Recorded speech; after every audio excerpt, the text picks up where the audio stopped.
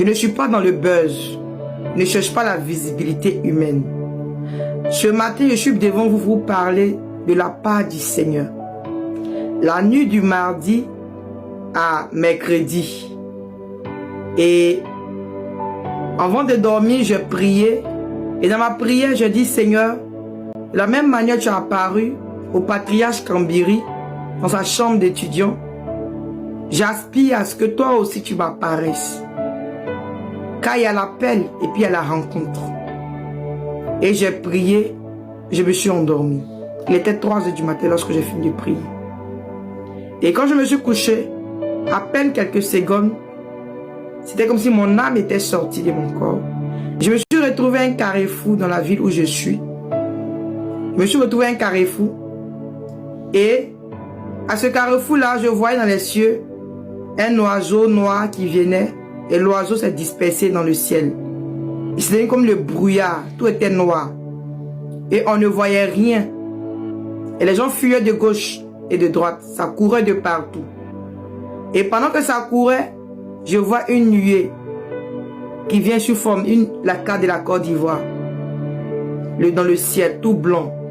Et j'entends une voix qui vient au-dessus de ma tête qui dit, je suis l'Éternel des armées. Je suis le Dieu d'Abraham, d'Isaac et de Jacob.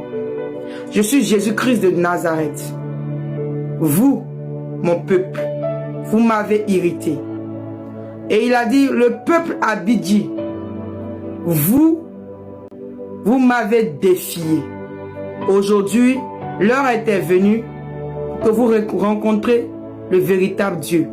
Que vous sachiez que le Dieu que je suis le Dieu qui répond par le feu. Alors je répondrai par le feu sur ce peuple Abidji et sur la Côte d'Ivoire. Mais je commencerai par le peuple Abidji.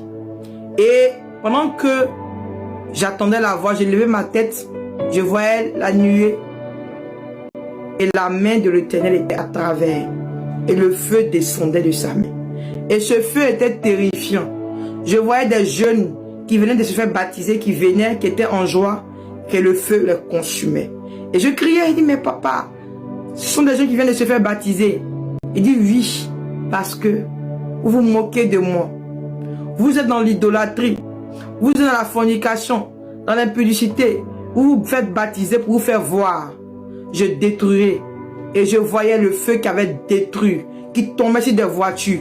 Les voitures se calcinaient, qui tombaient sur des maisons, ça déterrait la maison et ça brûlait tout. Les gens de partout, à cause de TikTok, les gens étaient en train de dire, je ne peux pas dire le nom, sinon TikTok risque de me bloquer.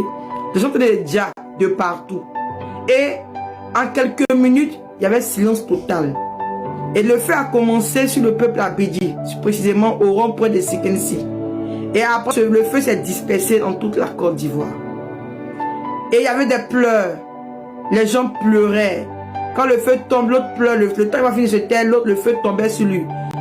Et à un moment donné, je suis resté seul dans l'endroit où j'étais. Je ne voyais personne. Je voyais que de la fumée, que de la brûlure. Et je courais. Je cherchais ma famille. Je me suis retrouvé dans une maison, une grande maison. Tout était en blanc. Et quand je suis rentré, j'ai vu des hommes qui étaient là, qui étaient sauvés. Et qui rendaient gloire à Dieu, qui disaient merci à Dieu parce qu'ils ont été sauvés. Et je voyais des hommes de Dieu. Je ne voyais pas assez d'hommes de Dieu. Et je voyais un homme de Dieu qui me forme, le prophète Élisée, qui était là aussi. J'ai vu certains prophètes qui ont été sauvés. Et j'ai vu beaucoup de jeunes hommes de Dieu qui avaient été sauvés.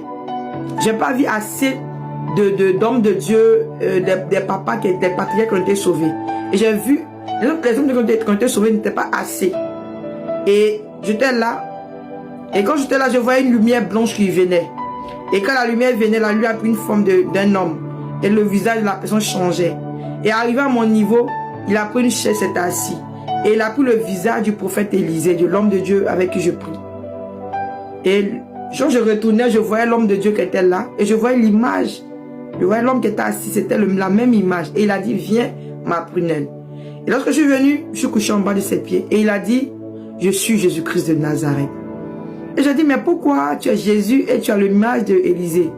Il dit, oui, parce que je dis, je ne me dédie pas de mes paroles. Toutes les fois où vous verrez un prochain, que vous lui ferez du bien, ce sera à moi l'Éternel que vous faites du bien. Car c'est moi qui est la représentation des hommes. Alors la seule différence, c'est ma main. Et je voyais sa main. Et sa main était percée. Sa main était percée. Son corps était pur. Et il m'a posé les mains. Et il m'a dit, tu as demandé à me voir. Me voici, tu m'as vu. Et il m'a dit, je vais te montrer la vidéo de ta vie. Et quand le Seigneur a fait ça, il y avait une lumière qui est apparue. Et dans cette lumière, il y avait ma vidéo. La vidéo de ma vie. Et je voyais TikTok. Le téléphone est en haut. TikTok, Facebook, WhatsApp, toutes mes distractions. Et je voyais Dieu. Les heures que je passais à la présence du Seigneur étaient en bas. C'était dernier. Et il m'a dit, c'est l'idolâtrie. Les heures de télévision, tout est affiché. Il a dit, chacun de nous a sa vidéo. Et que ceux qui ont été sauvés sont ceux-là qui ont fait l'effort de ne pas être dans l'idolâtrie. Je tremblais, je pleurais et je demandais après ma famille. Et il a fait une vidéo comme ça et il m'a montré ma mère et mes frères qui étaient sauvés. Et il m'a dit, mon dernier petit frère était sauvé, ma mère et mon frère, le second n'était pas sauvé parce qu'ils ont eu un comportement qui l'a déplu. Mais parce que je prie pour eux, je jeûne pour eux, ils ont été sauvés. Donc, il est important de prier pour ses frères et sœurs, de prier pour sa famille, d'intercéder pour sa famille. Et le Seigneur m'a dit, je suis venu te me montrer à toi que tu avertisses mon peuple. Car ils me servent très mal. Car je suis le Dieu qui répond par le feu. Et je répondrai par le feu. Et il m'a dit que tout ce que se passe en Côte d'Ivoire, ce n'est ni la main du malin, mais c'est la main de l'Éternel. Parce qu'il est le Dieu qui répond par le feu. Et tout ce que vous avez vu, c'est lui qui a fait ça. C'est personne.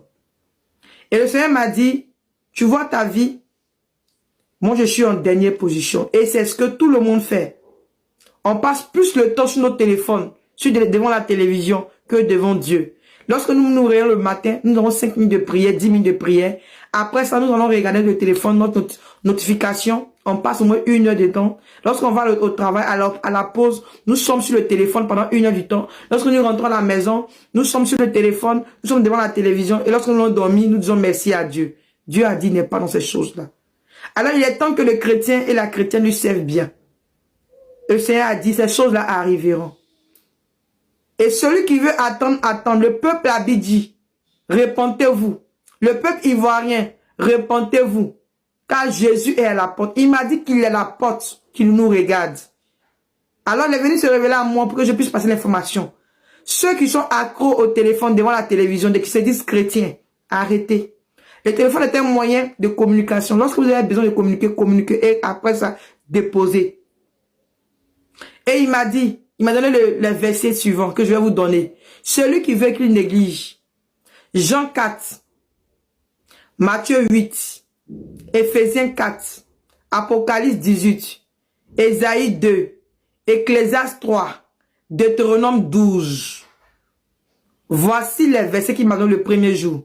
Le deuxième jour, Jean 12, Ésaïe 44, Matthieu 26, Romains 11, 2 Corinthiens 8. Voici les versets qu'il m'a donnés. Et il m'a dit de lire.